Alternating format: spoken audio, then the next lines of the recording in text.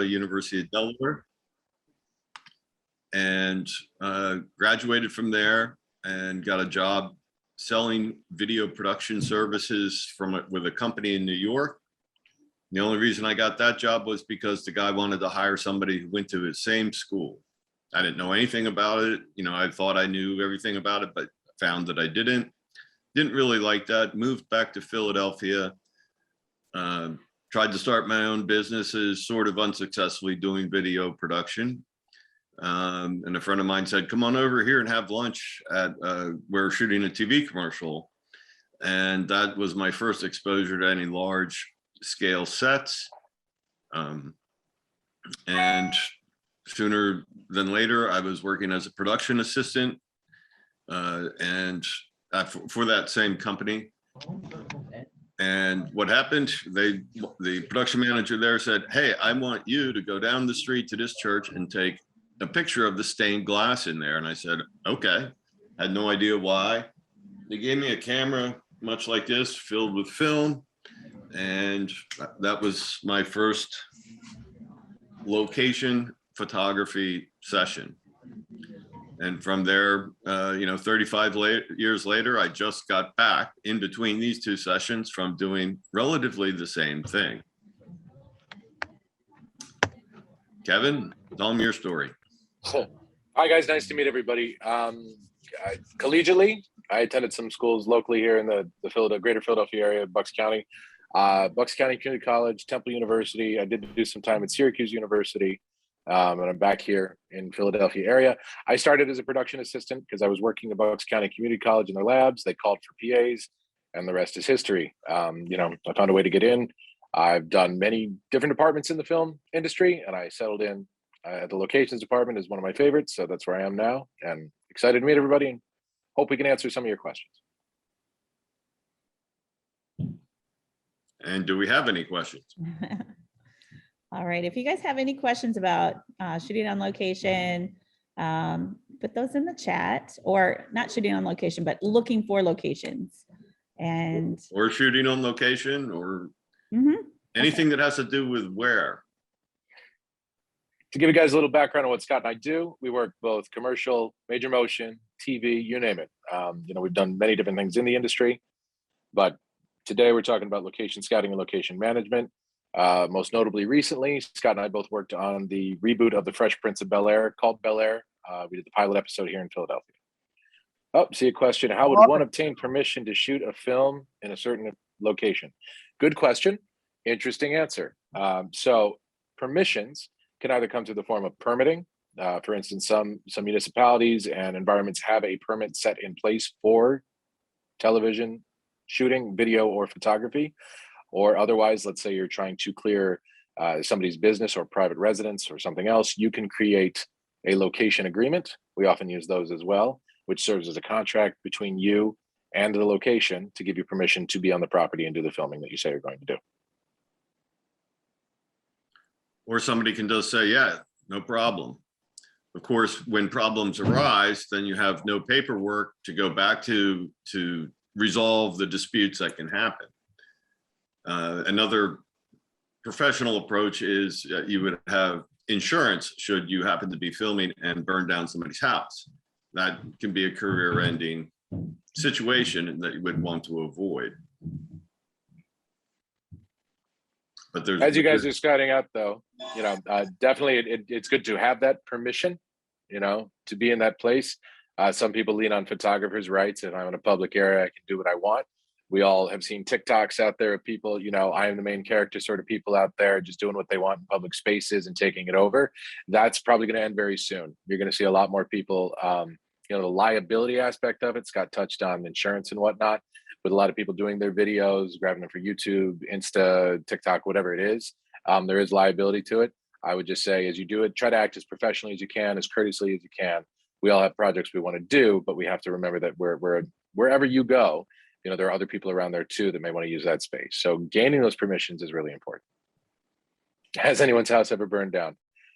Things do happen. Generally, no. We take a lot of time and effort to make sure that we have very safe sets and that everybody knows what they're doing, but accidents can occur. I personally have not lost any location of it burning down, but I've definitely seen some things happen, but always try to do your best to do, we talked about it in the last session as well, pre-production, planning. Make sure you've got it all in line. So when you get to location and you're going to do your filming, you know what's going to happen for the day. And you just let that kind of happen. I've been on a movie set where we had a fire. It was in a fireplace, but it was in a building called the Sinclair Estate, which was built in England somewhere in the 3-digit years, like 900. It was brought over and reassembled here by a wealthy guy in the early 1800s, and we were filming it as it were an old Transylvania type of castle, and we had a fire burning in it. And when we were done, they had never used a fireplace. It had burned off the back and exposed these runes, which are symbols that no one knew had there, and became a big thing for the University of Pennsylvania to study. So sometimes the process of filming can, do some really interesting things that no one even knew would be there. But I've never had a house burned down.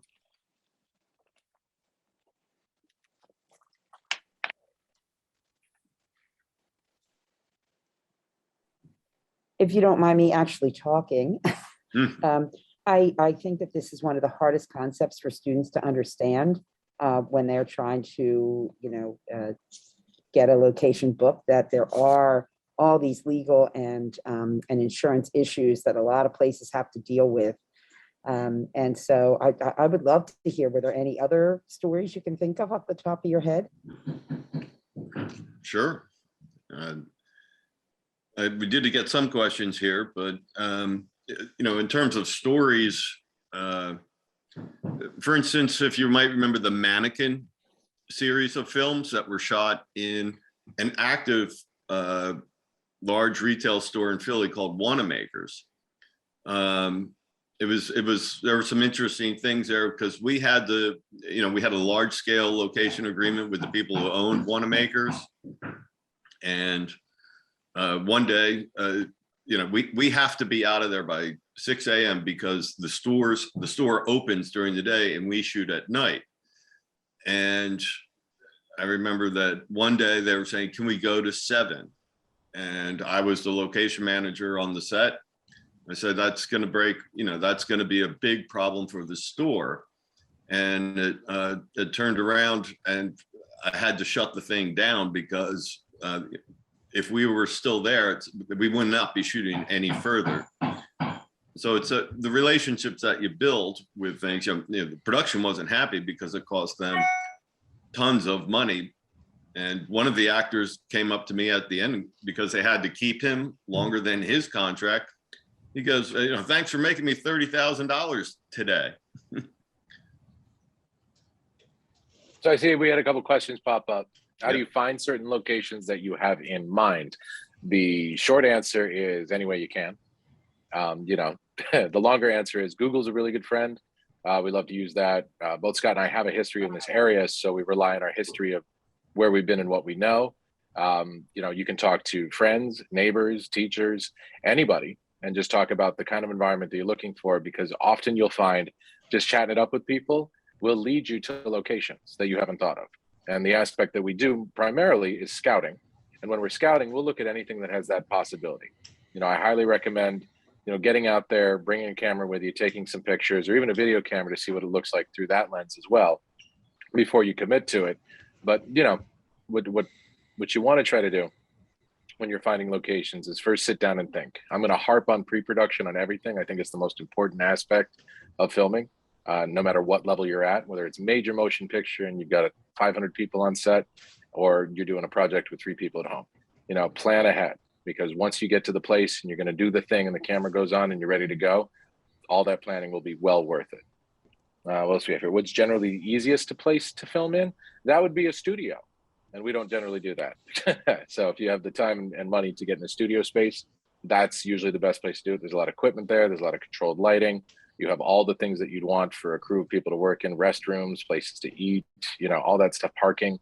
But if you're going on location, it's hard to say what the easiest to film is, which brings up the idea that, when you're thinking about filming locations and where you're going to scout, primarily you're going to look at what's the coolest looking place, right? Like maybe you have something in mind and you want to go shoot at a restaurant, right? So you're going to go try to find a restaurant to work in. Of course, you want to find the one that you can get into and afford to be in, or maybe somebody gave you permission in. But at the same time, does it work best for your crew and everybody else, right? So no matter where you're going, think logistically about not just what looks good in the camera, but other aspects such as what does it sound like there, like in the environment? Am I hearing airplanes overhead? Is there somebody doing construction next door? Is this a place that, like right now where I'm standing, everything's okay, but when we plan on filming on a weekend, would everybody cutting their grass and mess up our audio? That sort of stuff. Most exotic location. Scott, you want to grab that one? What's your most exotic?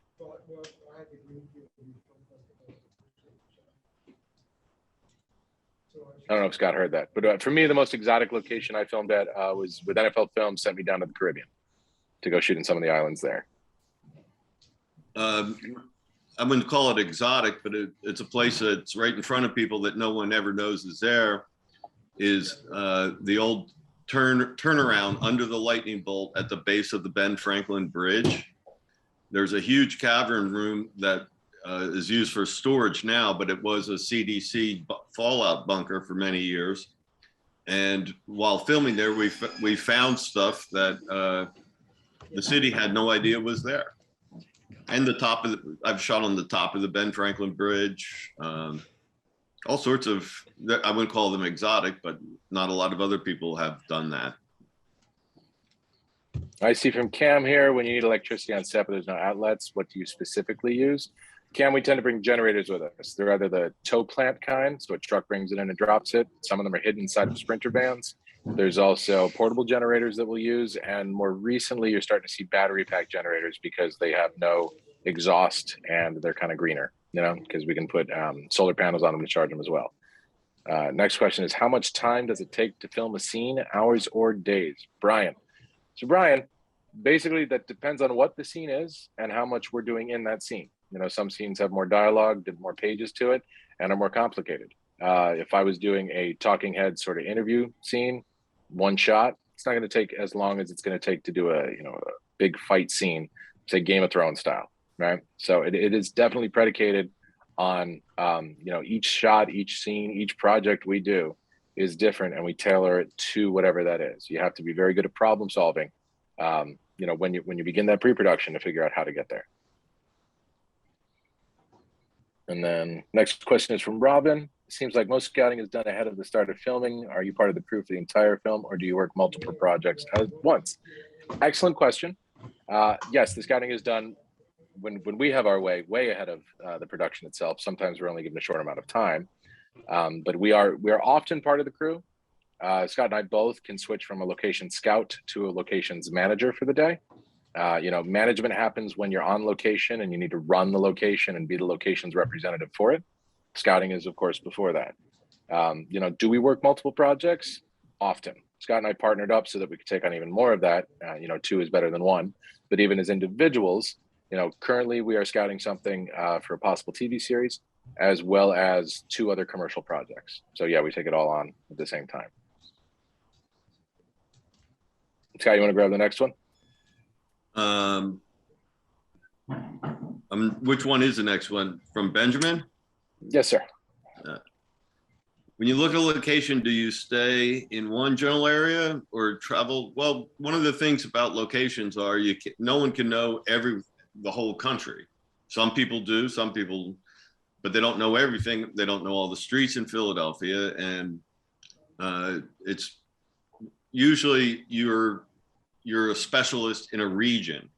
We're specialists in the Mid-Atlantic area, and we have compatriots that work in New York, Washington, D.C., Atlanta, usually any of the production hubs. And many times you'll have people who come out because they're trusted and they're from L.A. They'll come out and work with us to marry the actual physical locations with the scripted locations. But it's usually a region-based type of job. I see from Cam, when shooting at night, what lights do you use so it looks authentic and not fake?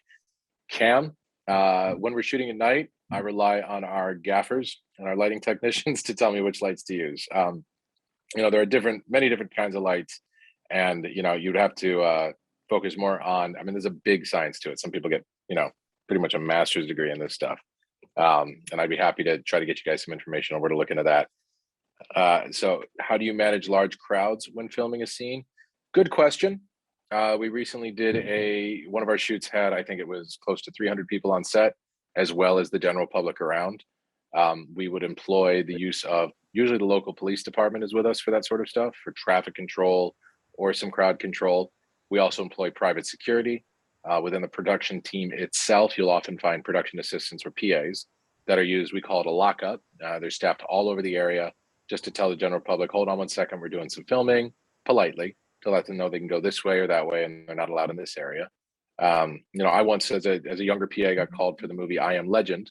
And if anyone's seen it, Will Smith, right? World's ended. He's in New York and the whole world is not there. I think they hired something like 500 production assistants to make sure that Times Square was cleared. So when you're out there and you want to keep the general public away, we have pointed people for doing that.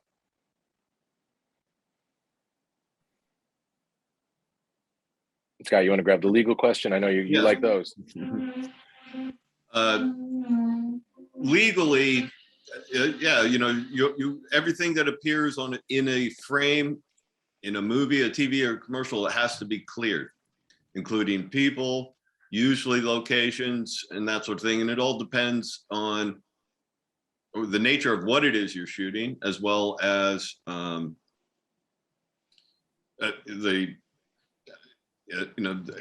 you can't go shoot somebody over in the corner and interview them, but someone could be there. You usually want to get them to sign a release. And again, that's usually handled by production assistants who, you write it and it says you allow us to have this in our film. There is another school of thought that it's your building's in the way of my shot. And the actual legality of that is fairly nebulous. It depends on how you use it, and ultimately ends up who has the most money for lawyers, which unfortunately happens sometimes. Hope that kind of answers your question.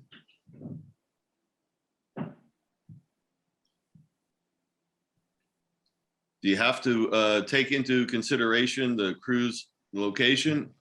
Yeah, everyone's expected to get to locations, but it really depends on how and where things work. In New York, people will report to a corner and a van will take them to any kind of distant locations. In Philadelphia, which is a much more car-based city, you have to provide parking for the crew and for the equipment trucks.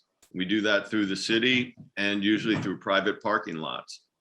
So it really depends. In LA, everybody has a parking lot, or they'll have a base camp and then move out from there, which is a parking lot with all their trucks and trailers.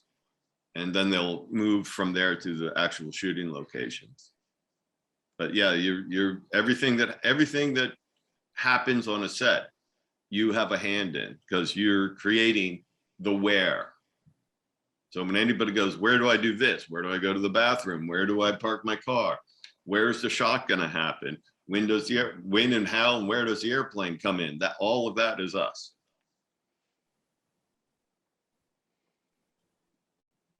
If there are logos present in the scenes, do you need permission from the owner of the logo?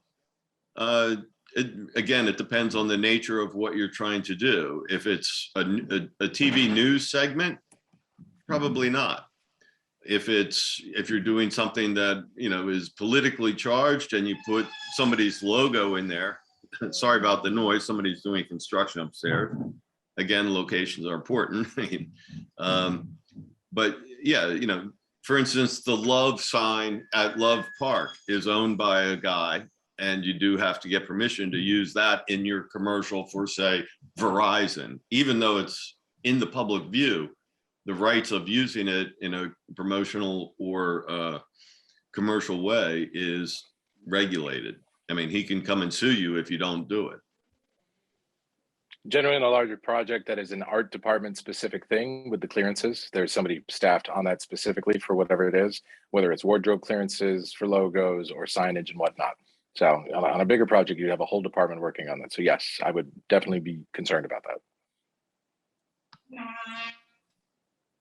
There are some things like Coke, Pepsi and stuff like that, that, you know, it's really a 2-minute call and they always say yes, because, you know, it's product promotion, which is a big thing in terms of funding for a lot of feature films and TV shows.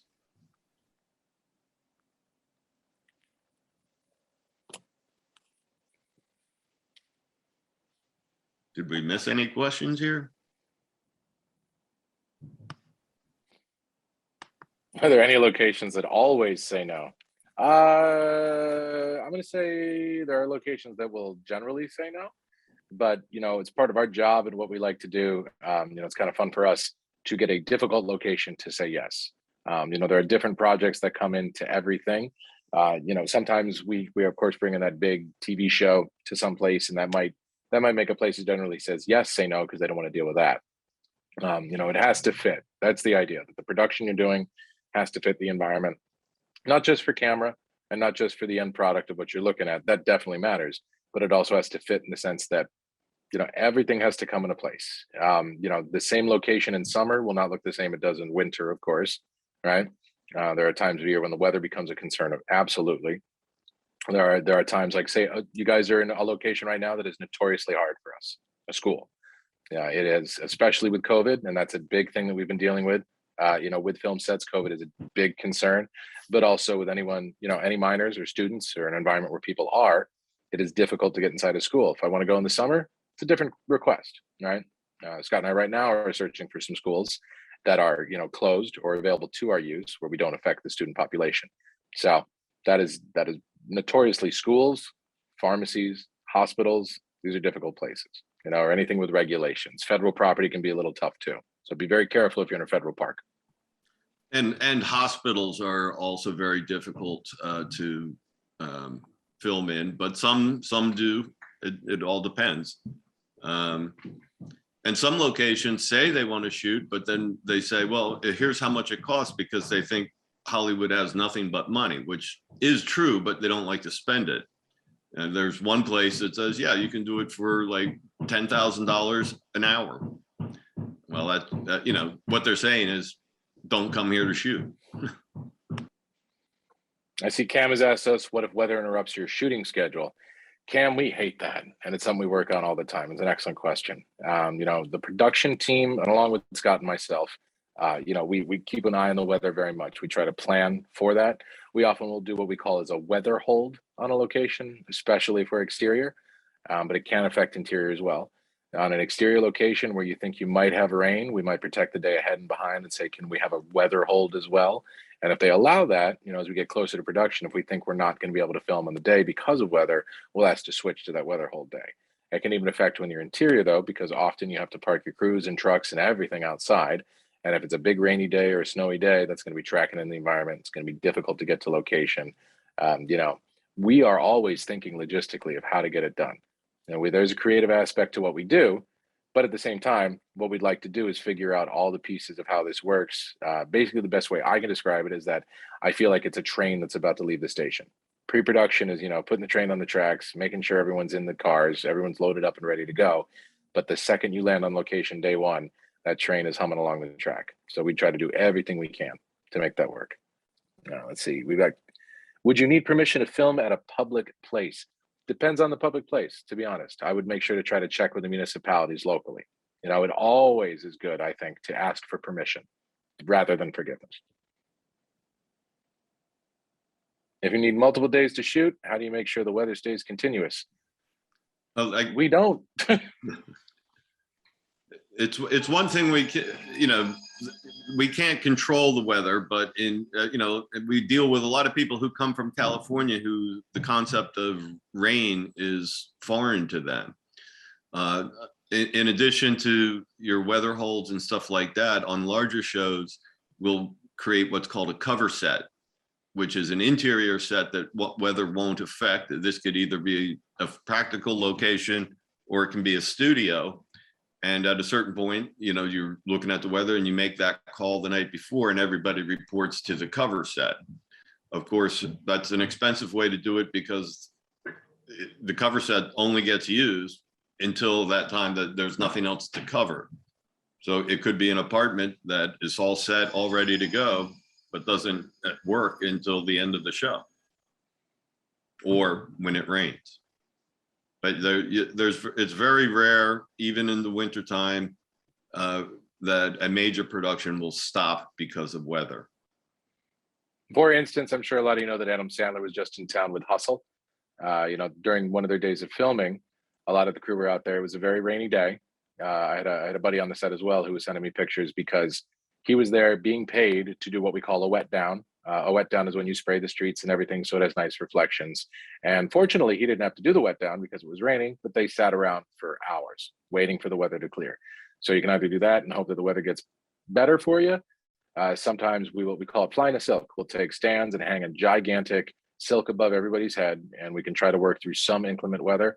But of course, sometimes there are things you cannot do. More than anything, we care about the safety of everybody on set, and that's part of the aspect of locations as well as the AD department and production. So there are just environments where it's just untenable.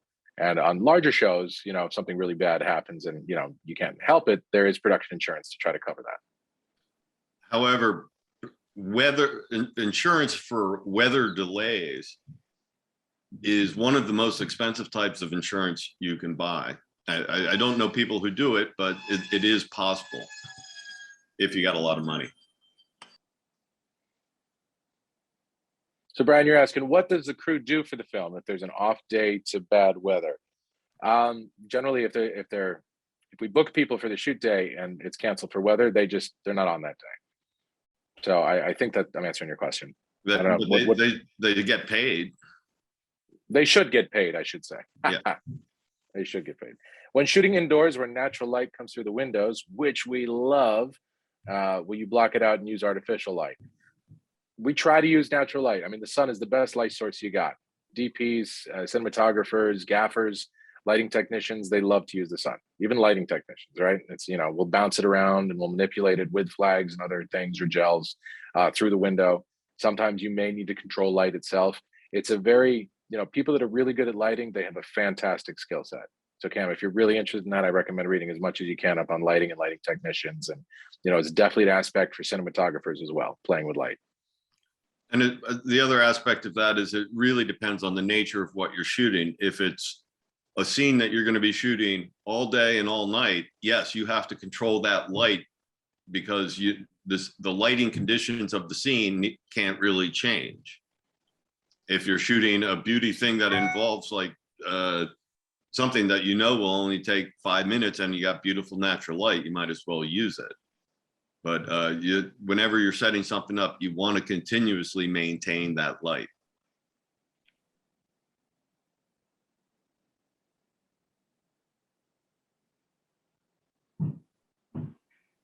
So guys, I know you're probably out there writing your own productions, doing your own filming.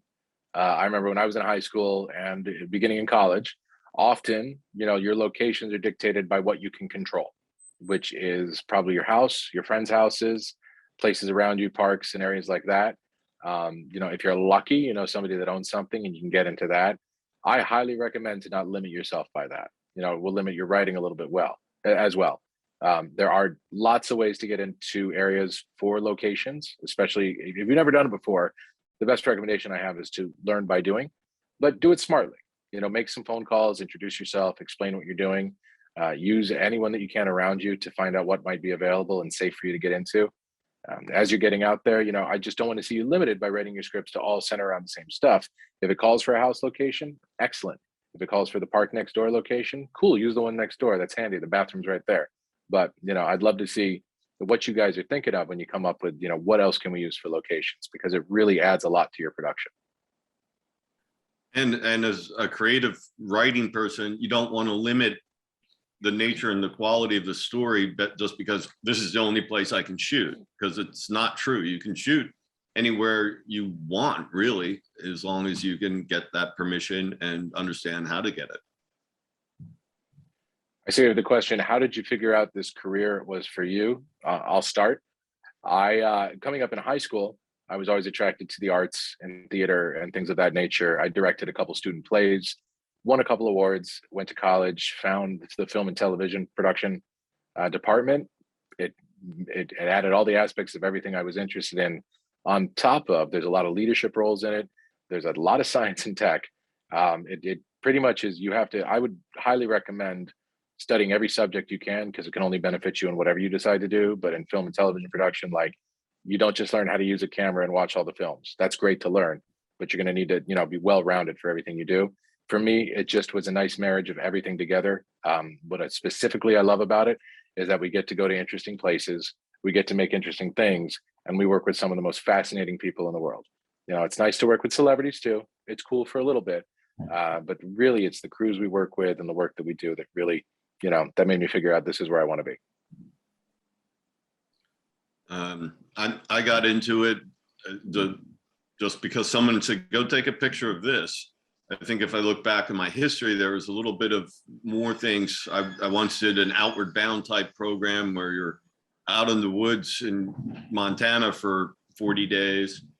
And you really understood that from that, if you want to get your food, you need to get here, and here's a map. And understanding how maps work and what might be where things are, I think that's somehow got built into me there. And that I still find that comes out now, because you got to remember, I started, there was no Google, there was no, I had to actually physically go out and know where things are or find them and educate myself. All this newfangled stuff to me is all a mystery, because I already know where everything is. I'll tell all of you, though, that are thinking to get into film production, it is a difficult industry. Make no doubt of that, right? It doesn't matter what market you work in or what you're doing. It is tough, and there's always somebody else that wants to come in. So you have to work really hard to be there.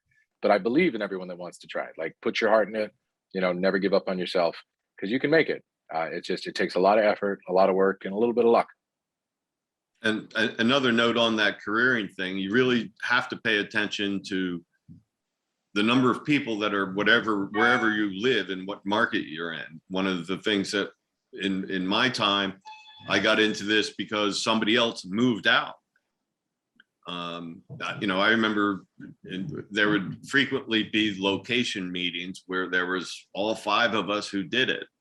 And there was the old man at the table going, I'm not leaving my house until I get this. Unfortunately, now I'm that guy. But a lot of my success is because I'm the only guy here.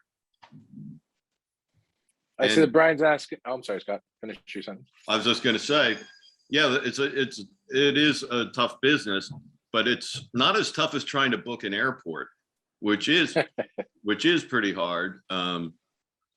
There are private airports that will do this. There are pieces of municipal airports that you can use. You can shoot at Atlantic City Airport. Shooting at Philadelphia Airport on the other side of the TSA control stuff is extremely difficult to do. And they also don't like you standing out by Hog Island Road where you can see the airplanes land with a camera. I did once get in trouble because we had a whole big news or film camera, and it looked like all of a sudden the police are there going, who's launching missiles at our airplanes? They thought it was a missile launcher.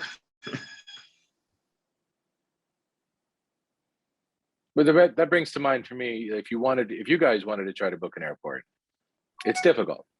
Obviously, it's a lot of regulations around those sort of things. But any location, be creative, think around it.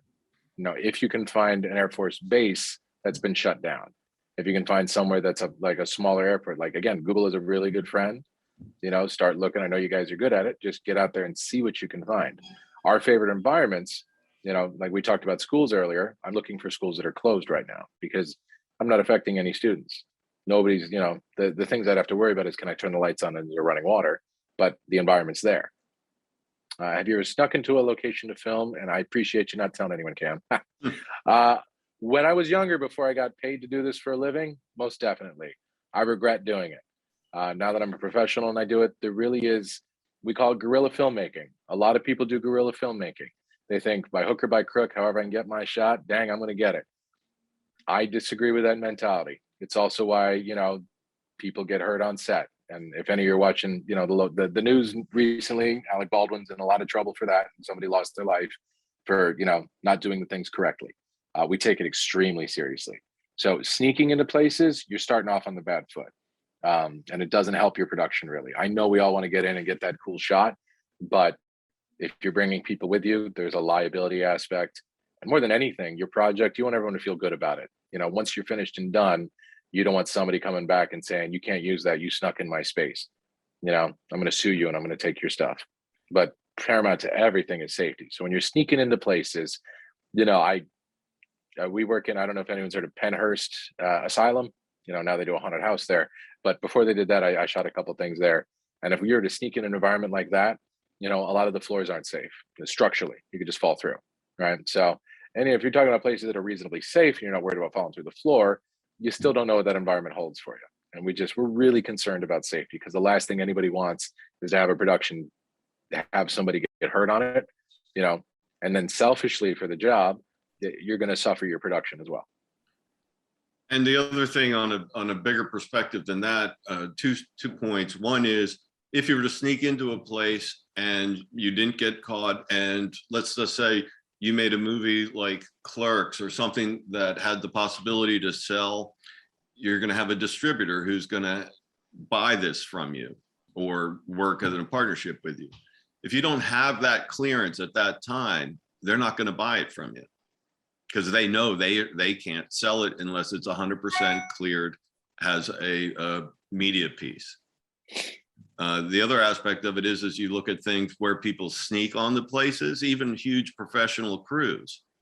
Well, they tried to do this in Atlanta several years ago, or in Savannah several years ago, and they didn't have permission from CSX or the tree company that owned the land that the CSX railway was on. They put a metal bed on a train, on a train bridge, and there was 25 people on the train bridge when a train came around and ultimately maimed 3 people and killed 1. And the location manager for that job thought that the way to solve this was not be there, because he obviously didn't agree with what was happening, but that's the same thing. So people can get killed doing this, and that's not good for anybody. So the answer is don't sneak on.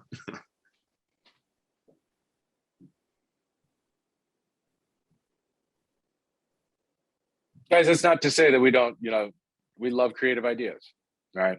There's a good way to do it, and there's the not so good way to do it. You know, I'm older, but I'm on TikTok.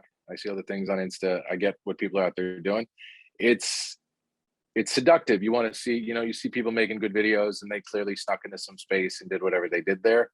In general, I just wouldn't recommend it. Like, be smart about what you're doing. Again, I'm going to go back to it. Pre-production, right? Do all the planning you can.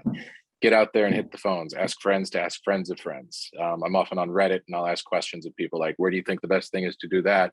And sometimes I get introduced to somebody on the internet, or Scott and I will be scouting and we'll be asking questions about places to go.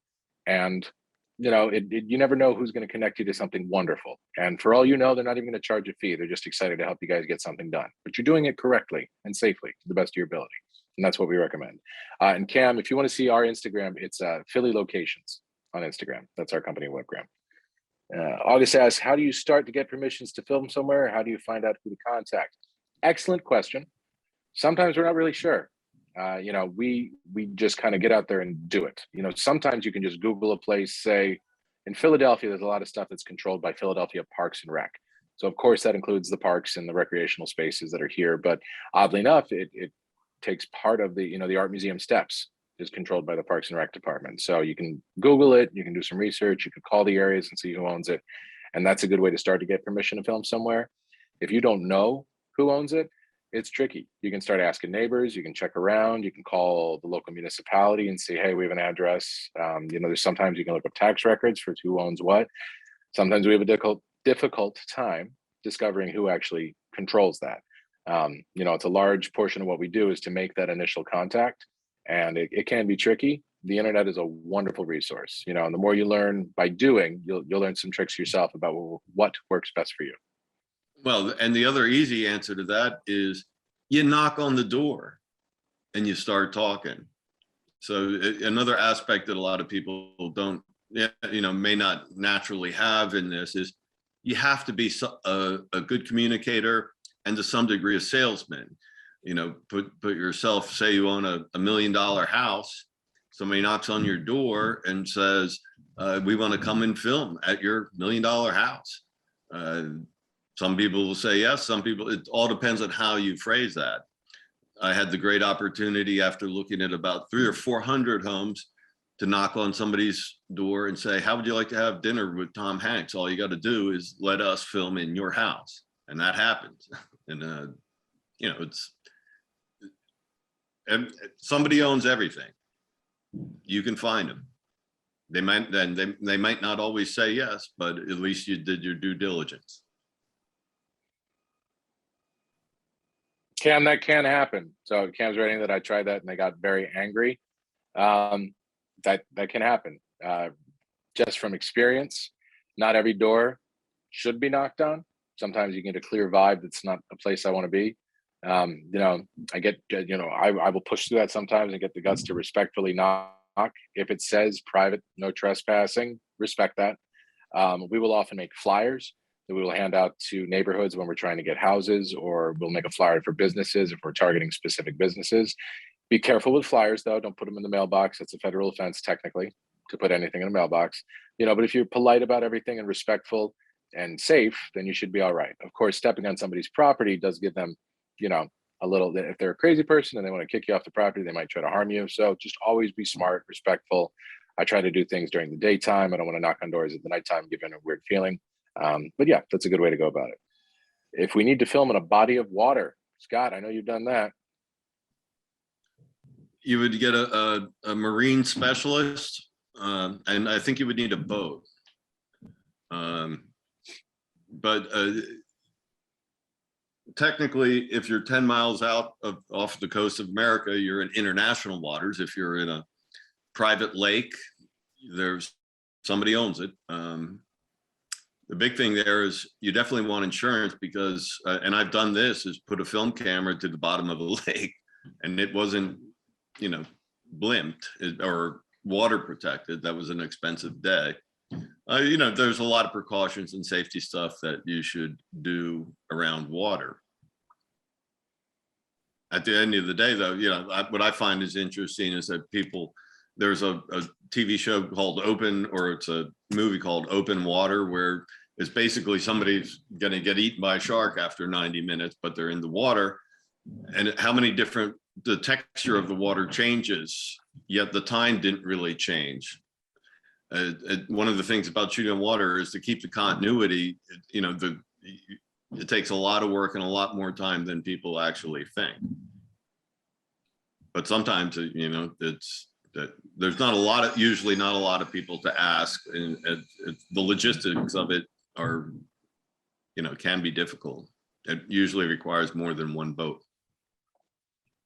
And be creative too. Think about it. How many of your shots need to be wide, showing the body of water, and how many can be tight, and you're doing it in somebody's pool at their house? We make movie magic. That's the idea behind what we do, right? We're making a story with all the tools that we can think of creatively. So, does it need to be a body of water? Can you key it in? Can you get away with a little green screen doing it just for a second and then cut in tight and make it look like they're in the water for that conversation? Or can you shoot it creatively where it looks like they're in water and you built like out of a plastic pool from, Target or something, that you can make it work? Like, talk to your art department friends, the ones that want to make and build things, see what you can get away with. How did you get video to look stable when filming off of a boat? Stabilization. All right, we got a future grip maybe. Scott, you want to talk about that? You get a stabilizer. It's pretty easy as that. They've come a long way, and they're very cheap. I've got one right here. a lot of, there are big gyroscopic ones that are pretty expensive to rent, but any gimbal stabilizer should be able to negate the roll of the water. The other way to do it is don't be in the water, be on the ground. That way you won't sink your camera either. All But right. as far as image stabilization goes, there are some post-production stuff too, some editing software that might help you do that too. Okay. Wow, thank you. First of all, thank you all of our students with all your questions, and Kevin and Scott, thank you as well. It's some of us have to get going, so we really appreciate your time. And thank you. Thank you, everybody. Thank you guys, and good luck out there. Thank you. Bye-bye. See you on the set soon.